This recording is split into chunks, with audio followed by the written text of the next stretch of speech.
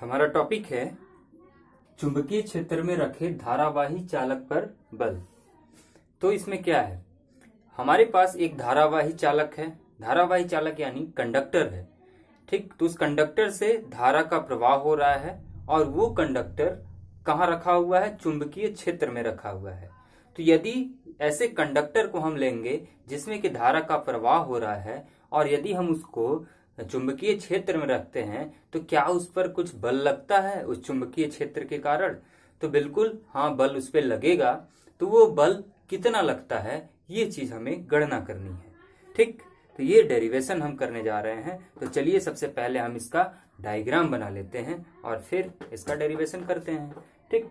तो हमने क्या किया, हमने एक कंडक्टर बनाया, मतलब एक चालक बनाया। तो ये हमने एक चालक बना लिया ऐसा, ठीक। ये है चालक और ये चालक जो है हमारा, ये किस में रखा हुआ है, चुंबकीय क्षेत्र में रखा हुआ है। तो हमने इसको ऐसे ये दिखा दिया कि ये क्या है हमारा चुंबकीय क्षेत्र, चुंबकीय क्षेत्र यानी बी, ठीक। इस चुंबकीय क्षेत्र में ये हमारा कंडक्टर यानी धारावाही चालक रखा हुआ है। ये इस धारावाही चालक का जो अनुप्रस्थ काट क्षेत्रफल है वो कितना है, a है। और इसकी लंबाई, इस चालक की लंबाई कितनी है, l है। इन चीजों को आप अपने कॉपी में लिखते चलेंगे। v क्या है, चुंबकीय क्षेत्र और चुंबकीय क्षेत्र की तीव्रता, और a क्या है, अनुप्रस्थ काट क्षेत्रफल, और l क्या है, इस पूरे चालक की लंबाई, ठीक। अब इसमें क्या हो रहा है कि इस पूरे चालक में धारा का प्रवाह हो रहा है। तो जो धारा प्रवाह हो रहा है उसको हमने कहेंगे I। धारा हमने माना कि ये इधर से ऐसे प्रवाह हो रहा है, ठीक। और इस पूरे चालक में पहले से कुछ मुक्त इलेक्ट्रॉन्स होंगे। क्या होंगे, मुक्त इलेक्ट्रॉन। ये मुक्त हैं इलेक्ट्रॉन्स जो कि इसमें गति कर रहे होंगे, ठीक। ये मुक्त इलेक्ट्रॉन जिस वेग से गति कर रहे होंगे उस वेग को हम क्या बोलेंगे। और हमने कहा कि ये जो इलेक्ट्रॉनों की गति होगी वो अपोजिट डायरेक्शन में होगी, किससे, ये क्या है, वीडी, ठीक। वीडी क्या है, हम लोग जानते हैं कि मुक्त इलेक्ट्रॉन्स जिस वेग से गति करती है उसको हम बोलते हैं अपवाह वेग या फिर अनुगमन वेग, ठीक। चीजें आपको क्लियर है सारी चीजें। ये वी क्या है, वी वेक्टर क्या है, चुंबकीय क्षेत्र की तीव्रता, ठीक। एल क्या है, धारावाही चालक की लंबाई, ठीक। और ये वीडी क्या है, अनुगमन वेग। जिस वेग से मुक्त इलेक्ट्रॉन गति करते हैं उसको हम बोलते हैं अनुगमन वेग। और ये आई क्या है, ये आई प्रवाहित धारा, जो भी धारा इस कंडक्टर से, इस चालक से फ्लो हो रहा है उसको हम बोल रहे हैं आई, ठीक। और इसकी जो डायरेक्शन होगी इस वीडी की, इसके अपोजिट होगी, क्योंकि जो भी एक मानक धारा हमारा फ्लो होता है उसके अपोजिट हमारे मुक्त इलेक्ट्रॉन्स गति करते हैं। तो इसलिए हमने इसकी डायरेक्शन को ऐसा दिखाया है, ठीक। यहां तक कोई दिक्कत? अब क्या होगा कि इसके कारण जब ये चीजें होंगी तो इस पे एक बल काम करेगा और ये बल इसके लंबवत काम करेगा। तो हमने कहा ऐसा, ये क्या है, F, ठीक। ये F क्या है, उसका चुंबकीय बल। किसके कारण ये बल लगेगा, ये इलेक्ट्रॉन्स के कारण लग रहा है, इसलिए हमने Fe लिखा, ठीक। ये यहाँ पे इलेक्ट्रॉन्स के कारण एक बल काम कर रहा है जिसको हमने लिखा Fe, क्योंकि इलेक्ट्रॉन्स के कारण ये बल लग रहा है, ठीक। तो हमारे पास अब क्या क्या चीजें हैं उन चीजों को हम नोट करेंगे, डेरिवेशन अब बनाएंगे। सबसे पहले तो हम लिखते हैं मुक्त इलेक्ट्रॉनों की संख्या, मुक्त इलेक्ट्रॉन की संख्या प्रति आयतन मुक्त इलेक्ट्रॉनों की संख्या हमने माना कि कितनी है, इसमें n है, ठीक। तो फिर इस पूरे चालक का आयतन कितना है तब तो हम पता करेंगे कितना इलेक्ट्रॉन है। तो हम लिखते हैं चालक का आयतन। इस चालक का आयतन कितना होगा, तो इस चालक का आयतन हमें पता है कि आयतन का फार्मूला क्या होता है, एरिया इंटू एल कर देंगे, मतलब क्षेत्रफल गुणे लंबाई कर देंगे तो हमारे पास क्या आ जाएगा, आयतन आ जाएगा इस चालक का। अब इसके बाद कुल मुक्त इलेक्ट्रॉन कितने हैं इसमें, कुल मुक्त इलेक्ट्रॉन कितने होंगे, प्रति एक इलेक्ट्रॉनों की संख्या प्रति आयतन n है, तो इससे हम मल्टीप्लाई कर देंगे तो हमें पता चल जाएगा, इसको हम डिनोट कर देते हैं कैपिटल N से, तो ये पता चल जाएगा हमें NaL, इसका इससे मल्टीप्लाई कर दिए तो हमें पता चल गया कि कुल मुक्त इलेक्ट्रॉन इसमें कितने हैं। ठीक, इतनी बात समझ में आई। अब यहाँ पे एक इलेक्ट्रॉन की वजह से कितना बल लग रहा है, तो एक इलेक्ट्रॉन की वजह से हमने देखा कि Fe बल लग रहा है, और Fe बल तो कितना, तो ये हमने फार्मूला पढ़ा था लॉरेंज बल का QVB।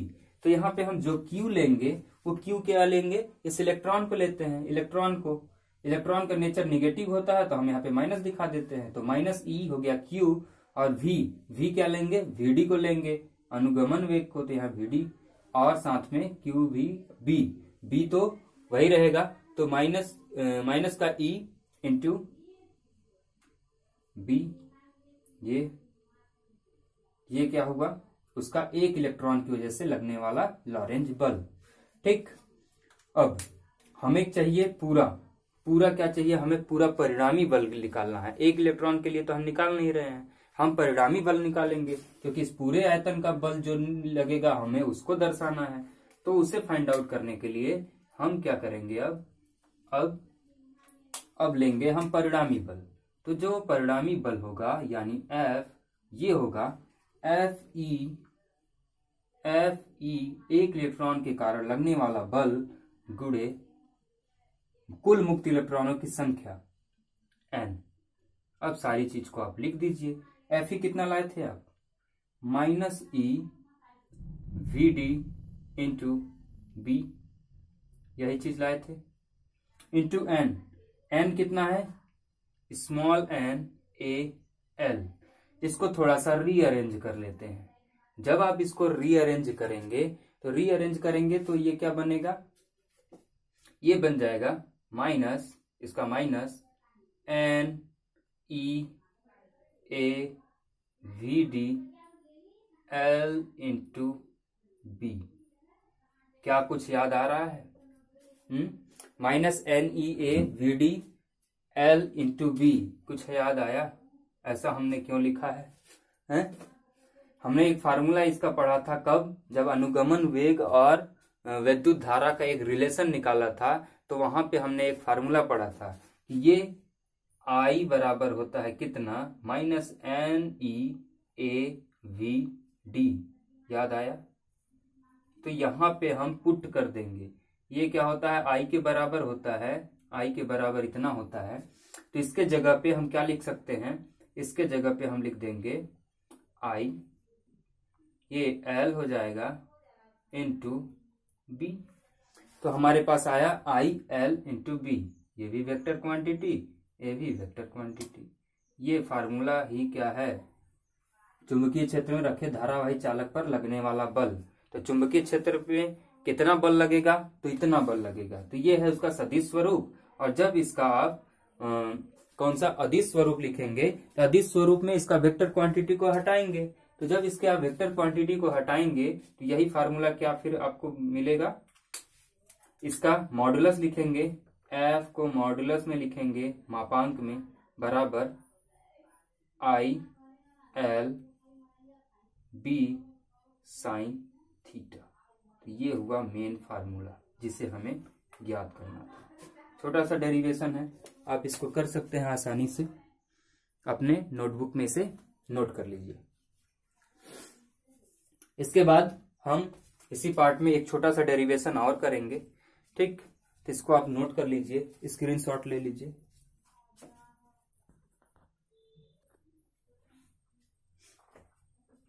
देखिए, अगला जो हमारा टॉपिक है वो है चुंबकीय क्षेत्र में गति, वृत्तीय तथा सर्पिल गति। चुंबकीय क्षेत्र में दो प्रकार की गति होती है, एक तो सर्कुलर, ठीक, सर्कुलर गति होता है जिसको हम वृत्तीय गति बोलते हैं, और एक गति होता है हेलिकल गति, जिसको हम हिंदी में सर्पिल गति कहते हैं। ठीक, तो ये सर्कुलर गति यानी वृत्तीय गति कब होता है? वृत्तीय गति तब होता है जब जो भी आवेश की गति है और वैद्युत क्षेत्र जो है उनके बीच जब 90 डिग्री का कोण बनता है, तो उस केस में जो भी गति होता है किसका चुंबकीय क्षेत्र में जो भी गति होता है आवेश का, वो कैसा होता है? वो होता है सर्पिल।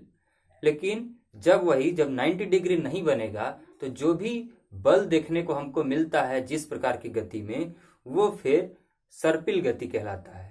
जब 90 डिग्री नहीं बनता है तब सर्पिल गति, जब 90 डिग्री का कोण बनता है वैद्युत क्षेत्र और गति, किसकी गति? आवेश की गति के बीच, तो 90 डिग्री अगर बनता है तो वहां पे होगा फिर सर्कुलर गति यानी वृत्तीय गति।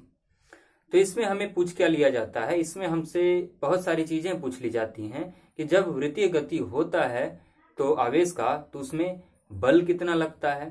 ठीक, वो बल क्या लगेगा, और साथ साथ में हमसे त्रिज्या पूछ ली जाती है। ये जो वृत्तीय गति हुआ उसके त्रिज्या क्या होगा, उसका आवृत्ति क्या होगा कि वो एक प्रति सेकंड कितना चक्कर काट सकता है। साथ साथ हमसे पूछता है कि एक चक्कर काटने में कितना समय लेता है, तो जिसको हम बोलते हैं आवर्तकाल, और उससे जो कोणीय विस्थापन होता है जिसको हम बोलते हैं कोणीय वेग, वो कितना होता है।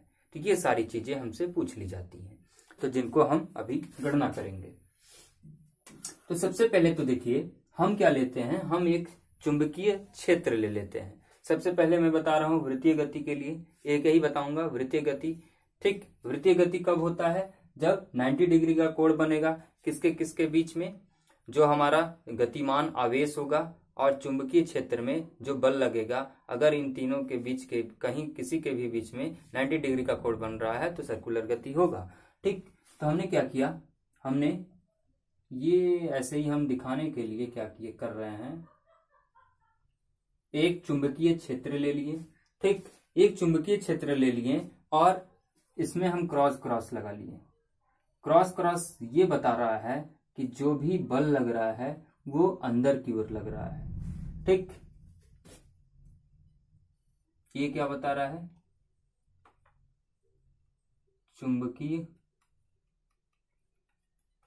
चुंबकीय क्षेत्र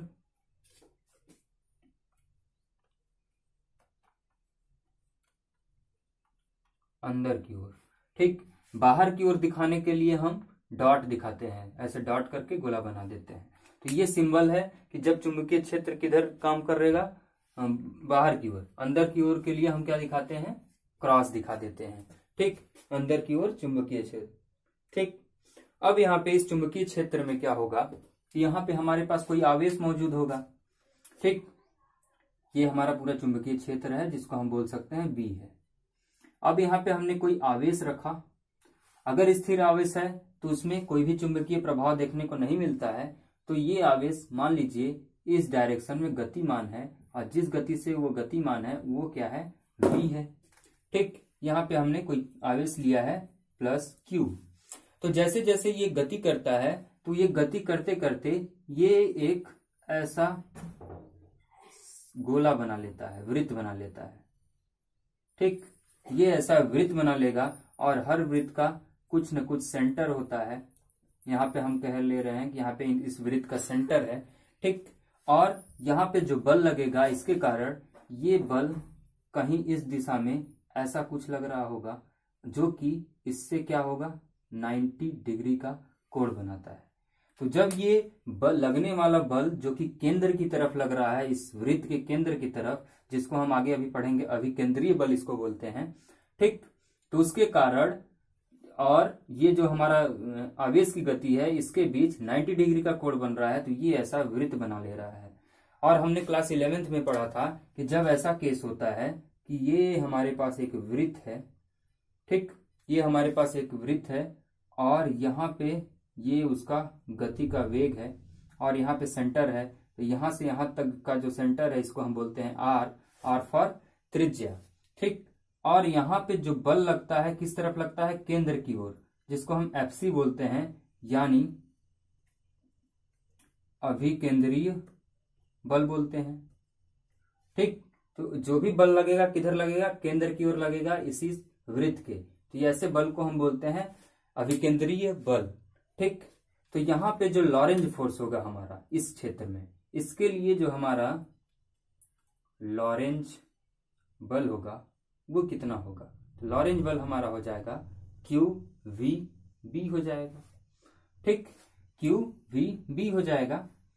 लेकिन जब हम बात करेंगे अभिकेंद्रीय बल की, अभिकेंद्रीय बल यानी एफसी, ये कितना होता है, तो ये हमने क्लास 11th में पढ़ा था। ये एफसी बराबर कितना होता है, mv² अपॉन आर होता है। कितना, mv² अपॉन आर होता है, mv² अपॉन आर होता है क्या, एफसी, अभिकेंद्रीय बल।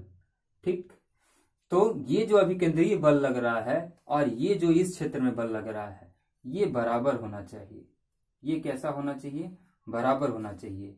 तो यहां से हम इन दोनों को रिलेशन को क्या कर लेंगे, इन दोनों के रिलेशन को बराबर कर लेते हैं। बराबर आप जब करेंगे तो ये कितना हो जाएगा, एफ हो जाएगा हमारे पास क्यू वी बी बराबर mv² अपॉन आर।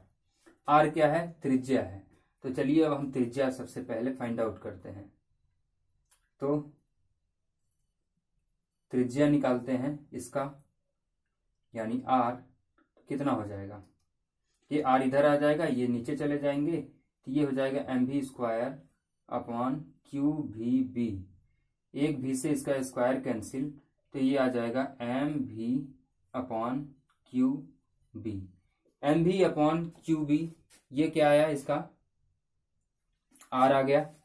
ठीक, आर बराबर mv अपॉन क्यू बी। ठीक, ये आ गया इसका, ये आ गया इसका त्रिज्या। ठीक, अब इसके बाद ये जैसे जैसे ऐसे चलता चला जाएगा, ये जो हमारा वृत्त बन रहा है, ये जैसे जैसे ऐसे घूमता चला जाएगा, तो ये घूमता चला जा रहा है, तो इसमें क्या होता है, कोणीय विस्थापन होगा। और जब कोणीय विस्थापन होगा तो इसके लिए हमें ज्ञात करना है कोणीय वेग। फिर अब हम क्या ज्ञात करेंगे इसके लिए, कोणीय वेग। कोणीय वेग को हम प्रदर्शित करते हैं ओमेगा से। ओमेगा का फार्मूला होता है v अपॉन आर, और v अपॉन आर, आर का वैल्यू हमने निकाल लिया। आर का वैल्यू कितना निकाला, mv अपॉन क्यूबी। तो ये क्यूबी चला जाएगा ऊपर क्योंकि डिवाइडेड में है आर, और नीचे क्या बचेगा, mv। ये v कैंसिल, तो कोणीय वेग आया हमारे पास qb अपॉन m। ठीक, qb अपॉन m, तो ये हमने निकाल लिया कोणीय वेग। यही सारी चीजें हमको निकालने के लिए एग्जाम में बोल देता है। इसके बाद हम निकालते हैं कि ये इसका आवृत्ति यानी कि ये पूरा प्रति सेकंड में कितना चक्कर लगाता है। तो इसको हम बोलेंगे क्या, आवृत्ति, जिसको इंग्लिश में आप बोलते हैं फ्रीक्वेंसी, यानी प्रति सेकंड में लगाया गया चक्कर, ये वाला। ठीक, कितना चक्कर लगाया गया ये आवेश। तो आवृत्ति को हम दर्शाते हैं म्यू से, म्यू, और म्यू का फार्मूला होता है 2 पाई अपॉन ओमेगा। हाँ, 2 पाई अपॉन ओमेगा। तो 2 पाई ओमेगा हमने निकाल लिया है। 2 पाई ओमेगा कितना निकाला है, क्यू बी। ओमेगा डिवाइडेड में है तो ये m ऊपर चला जाएगा, तो हमारे पास क्या आ जाएगा, हमारे पास म्यू कितना आ गया, 2 पाई m अपॉन क्यू बी। ठीक, एक लास्ट बचा, एक लास्ट में हम निकालेंगे आवर्तकाल। आवर्तकाल मतलब वो टाइम कि एक चक्कर लगाने में कितना समय लेता है। तो आवर्तकाल को हम दर्शाते हैं t से। ठीक, t से, और ये होता है 1 अपॉन म्यू। अगर ये 1 अपॉन म्यू यानी इसका उल्टा होता है तो ये कितना हो जाएगा, ये क्यूबी ऊपर चला जाएगा और नीचे क्या बचेगा, 2 पाई m। बस हो गया। ये सारी चीजें हमारे पास आ गई। क्या क्या हमने निकाला, हमने निकाला त्रिज्या निकाल लिया कि अगर कोई हमारे चुंबकीय क्षेत्र में गति कर रहा है, कोई आवेश कैसा वृत्तीय गति कर रहा है तो उसका त्रिज्या कितना होगा। साथ में उसका कोणीय वेग कितना होगा, उसका आवर्त काल क्या होगा, उसकी आवृत्ति क्या होगा, ये सारी चीजें हमने गणना कर ली। ठीक, तो ये कब कब होगा, जब 90 डिग्री का कोण बनेगा इसके और इसके बीच में, मतलब किसी ये ऐसा बोल सकते हैं इस चुंबकीय क्षेत्र और इस आवेश की गति के बीच। अगर 90 डिग्री का कोण नहीं बनता है तो उस केस में जो गति होता है वो कैसी गति होता है, सर्पिल गति होता है। इसको मैं बता नहीं रहा हूं, बस थोड़ा सा यहाँ पे हिंट दे रहा हूं। जैसे कि मान लीजिए ये हमारे पास एक्सिस है, ठीक, ये हमारे पास 3 एक्सिस है और हमने कहा कि ये कोई हमारा क्या है, बी है, चुंबकीय क्षेत्र की दिशा है।